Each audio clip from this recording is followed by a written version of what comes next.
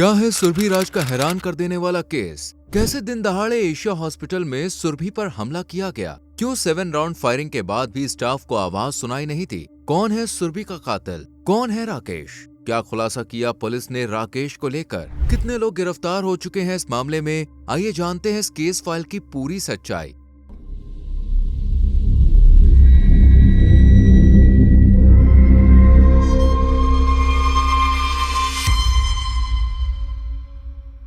तारीख थी 22 मार्च 2025। बिहार के पटना शहर में एक जाना माना हर वक्त मरीजों से भरा एक हॉस्पिटल है जिसका नाम है एशिया हॉस्पिटल। इसके ओनर है राकेश रोशन, जो अपनी धर्म पत्नी सुरभि के साथ इस हॉस्पिटल को मैनेज करने का काम करते थे।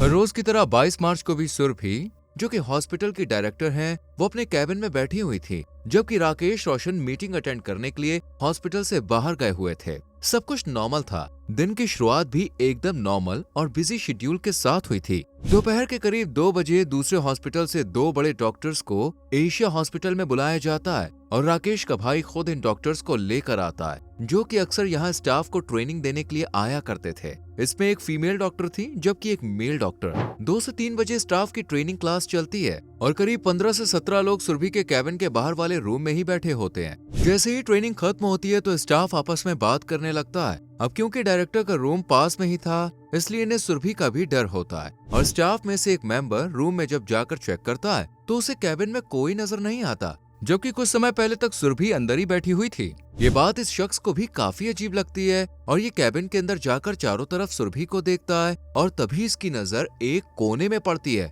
जहां सुरभि बेसुध हालत में पड़ी हुई थी। आसपास खून के धब्बे थे। ये देखकर ये शख्स भी काफी घबरा जाता है और उसे समझ में नहीं आता कि आखिर सुरभि को क्या हुआ है। ये शोर मचाता है जिससे बाहर बैठा पूरा स्टाफ रूम में आ जाता है और सुरभि को हॉस्पिटल के ही आईसीयू रूम में शिफ्ट किया जाता है, लेकिन कोई फायदा नहीं होता। सुरभि अब भी बेसुध थी और जब इनका एक्सरे होता है तब खुलासा होता है कि सुरभि के शरीर में 3 से 6 गोलियां मौजूद हैं और इस हमले की वजह से ही इनकी हालत इतनी सीरियस हो गई है। वक्त के साथ सुरभि की हालत और ज्यादा बिगड़ती जाती है और जल्दी जल्दी इन्हें एम्स हॉस्पिटल में शिफ्ट कराया जाता है, लेकिन अफसोस बीच रास्ते में ही सुरभि की सांसें थम जाती हैं और एम्स के डॉक्टर जब इन्हें देखते हैं तो डेड डिक्लेयर कर देते हैं। बीच रास्ते में सुरभि के पति राकेश को भी कॉल किया जाता है, जो कि एक मीटिंग में बिजी था, लेकिन जैसे ही ये सुरभि की सीरियस हालत के बारे में सुनता है तो तुरंत ही मीटिंग छोड़कर सुरभि की तरफ आने लगता है। लेकिन अब तक सुरभि इस दुनिया से जा चुकी थी। अभी इनका शव एम्स हॉस्पिटल में ही रखा हुआ था।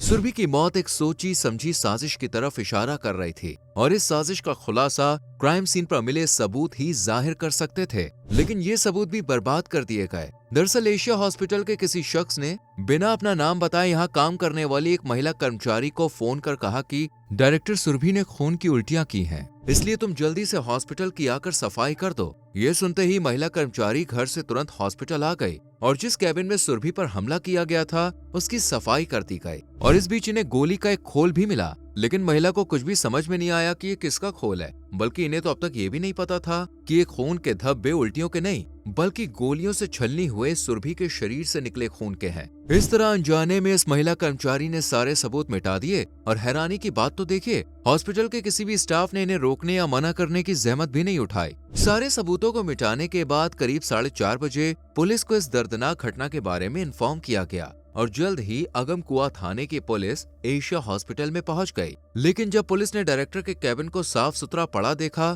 तो वो भी हैरान रह गई। पुलिस ने स्टाफ पर काफी नाराजगी जताई क्योंकि पुलिस के पास केस को सुलझाने के लिए कोई सबूत नहीं बचा था। धीरे धीरे जब इस घटना की गूंज हॉस्पिटल से बाहर पटना की गलियों में गूंजी तो केस ने जोर पकड़ लिया। लोगों ने कानूनी व्यवस्था पर सवाल खड़े करने शुरू कर दिए क्योंकि दिन दहाड़े हॉस्पिटल के डायरेक्टर का खून हुआ था, जो कि काफी हैरानी की बात थी। अब तक सुरभि के पिता राजेश सिन्हा भी हॉस्पिटल पहुंच चुके थे और जब पुलिस ने इनसे पूछताछ की तो राजेश ने स्टाफ पर शक जाहिर किया क्योंकि जिस टाइम सुरभि पर हमला किया गया था उस वक्त स्टाफ रूम के बाहर ही मौजूद था, लेकिन स्टाफ को ना तो कोई आवाज सुनाई दी और ना ही कोई अंदर जाता हुआ नजर आया। ये बात पुलिस को भी काफी अजीब लग रही थी। पुलिस ने अब सबसे पहले स्टाफ से ही जांच पड़ताल करने का फैसला किया, वो भी खास तौर से उन लोगों से जो कैबिन के बाहर ही बैठे हुए थे। स्टाफ के सभी मेंबर्स ने लगभग एक जैसा ही बयान दिया और कहा कि जब हमारी 2 बजे के लगभग क्लास स्टार्ट हुई तब हमने किसी को भी डायरेक्टर के कैबिन में एंटर करते हुए नहीं देखा। और उससे पहले भी वो अकेले ही बैठी थी।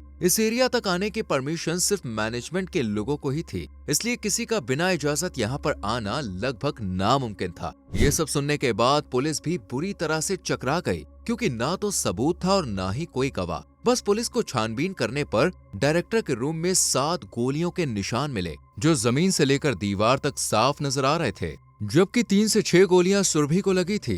कातिल बहुत ही चालाकी से सभी गोलियों के शेल उठाकर अपने साथ ले गया था, लेकिन सिर्फ एक यहाँ पे छूट गया, जिसे महिला कर्मचारी ने पुलिस के हवाले कर दिया।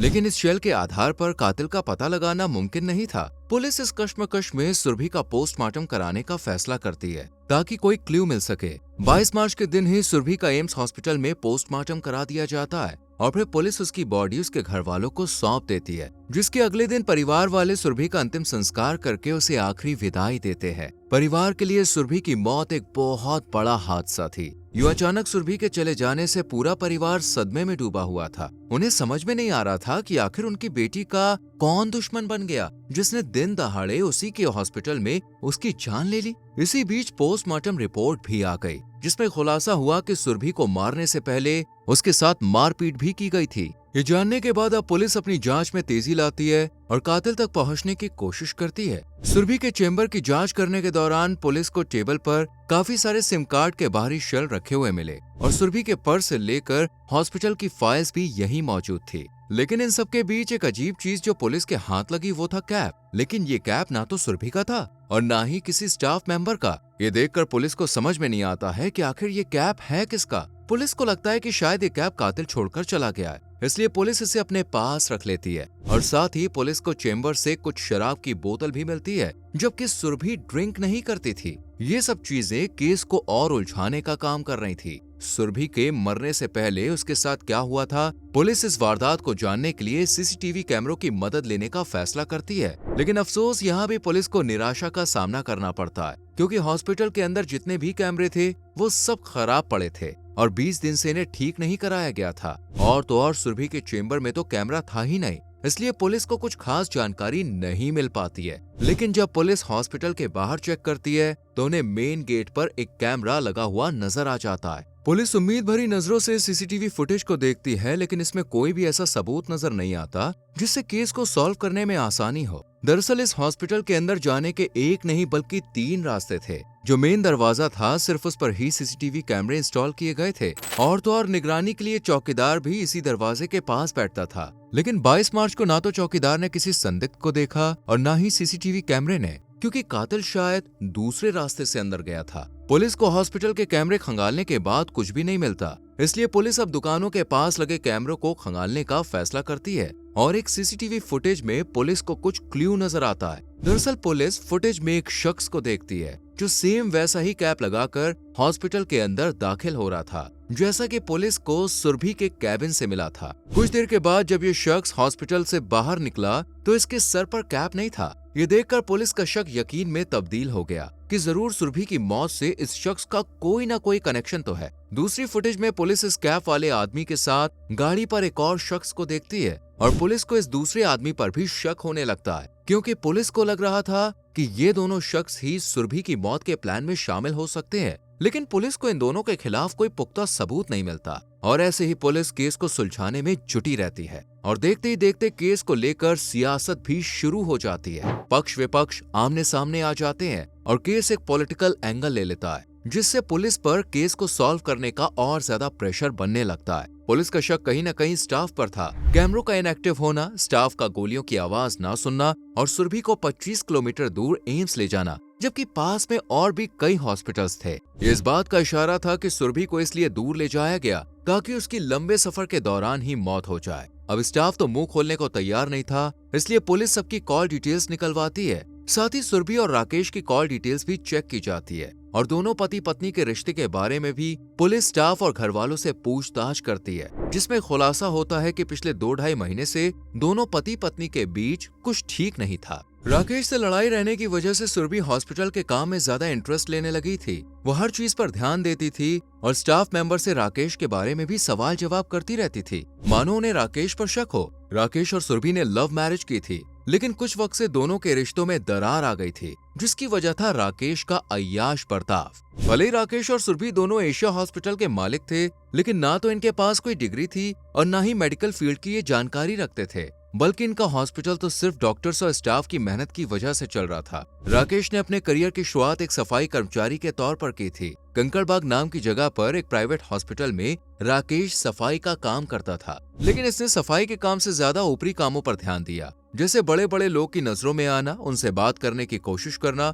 हॉस्पिटल का मैनेजमेंट सिस्टम क्या है, इन सब की जानकारी लेना। धीरे धीरे राकेश ने डॉक्टर से भी जानकारी बढ़ा ली और फिर राकेश को सरकारी मेडिकल स्कीम्स के बारे में पता चला, जिसमें राकेश ने खूब झोल किया और अपनी जेब भरने के साथ साथ डॉक्टर्स का भी खूब मुनाफा करवाया। करोड़ों का फायदा देखकर राकेश की जान पहचान बड़े बड़े डॉक्टर से भी हो जाती है और अब ये सफाई कर्मचारी न रहकर हॉस्पिटल के मैनेजमेंट की देख रेख करने लगता है और इसकी तनख्वाह भी अच्छी खासी होती है। लेकिन राकेश इन पैसों से खुश नहीं था, इसे और ज्यादा कमाना था, इसलिए ये अपने दोस्त के साथ मिलकर पार्टनरशिप पर एक हॉस्पिटल की शुरुआत करता है, जिसका नाम रखा जाता है एशिया हॉस्पिटल। डॉक्टरी लाइन की जीरो नॉलेज होने के बाद भी राकेश काफी अच्छे से हॉस्पिटल को मैनेज करता है और पेशेंट से खूब पैसे ऐंठता है। हॉस्पिटल जब चलने लगता है तो ये इन्हीं पैसों को रियल एस्टेट और प्रॉपर्टी बिजनेस में भी लगा देता है, जिससे और ज्यादा इनकम होने लगती है। 2018 में राकेश सुरभि से मिलता है और दोनों को जल्द ही एक दूसरे से प्यार हो जाता है और दोनों शादी करके अपना घर बसा लेते हैं और 2 बच्चों के पेरेंट्स भी बनते हैं। सब कुछ ठीक चलता है, लेकिन फिर पति पत्नी के बीच लड़ाई झगड़ा रहने लगता है, क्योंकि पैसों की ताकत ने राकेश को पूरी तरह से बदल दिया था। रात रात भर पार्टी करना, दूसरी लड़कियों के साथ घूमना फिरना, ये सब राकेश की आदत बन चुका था, जो सुरभि को बिल्कुल भी पसंद नहीं था। इसलिए अक्सर दोनों के बीच लड़ाई होती रहती थी। ये सब जानने के बाद पुलिस जब राकेश से सवाल जवाब करती है तो राकेश काफी घबरा सा जाता है और अपने ही बयान को बदल देता है। ये बात पुलिस को काफी अजीब और अटपटी लगती है। इसके अलावा जब पुलिस राकेश की कॉल डिटेल्स चेक करती है तो इसमें पुलिस को एक नंबर दिखता है जिस पर राकेश सबसे ज्यादा बात करता था। जब पुलिस इस नंबर की डिटेल्स निकलवाती है तो खुलासा होता है कि ये नंबर हॉस्पिटल के एक स्टाफ मेंबर का है, जो कि एचआर की पोस्ट पर तैनात है और इसका नाम है अलका सिंह, जो कि शादीशुदा थी, लेकिन अब पति से अलग पटना में रह रही थी। पुलिस को पता चलता है कि अलका जब इस हॉस्पिटल में आई थी तो उसे एज अ नर्स अपॉइंट किया गया था, लेकिन जल्द ही राकेश की मदद से ये एचआर बन गई। ये बात सुन पुलिस को दाल में कुछ काला लगने लगा।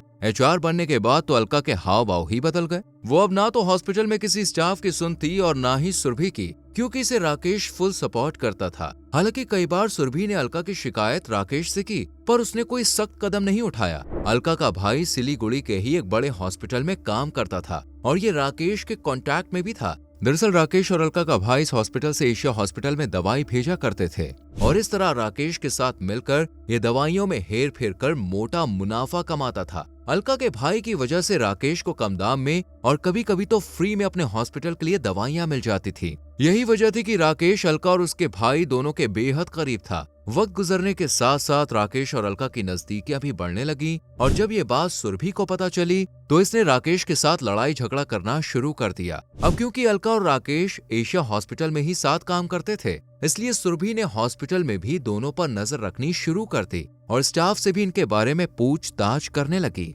फाइल्स वगैरह चेक करने के बाद सुरभि को फाइनेंशियल घोटाले का भी पता चला, जिसमें राकेश ने 2 करोड़ रुपए सिलीगुड़ी के हॉस्पिटल में काम करने वाले अलका के भाई को ट्रांसफर किए थे। सारी सच्चाई सामने आने के बाद राकेश ने सुरभि की मौत का खेल रचा और 22 मार्च को उसे प्लानिंग के तहत मरवा दिया। सच जानने के बाद पुलिस सबूतों के आधार पर राकेश, अलका, राकेश का छोटा भाई अतुल, सुपरवाइजर अनिल कुमार और एचआर हेड मसूद आलम को गिरफ्तार कर लेती है, क्योंकि इन्हीं पांचों के हाथ सुरभि के खून से रंगे हुए थे। मसूद आलम ने ही सुरभि को 25 किलोमीटर दूर एम्स में भेजा था। ट्रेनिंग क्लास भी इसने ही अचानक से रखी थी और तो और राकेश ने ही साजिश के 20 दिन पहले ही कैमरे हटवाकर इन्हें इनएक्टिव कर दिया था।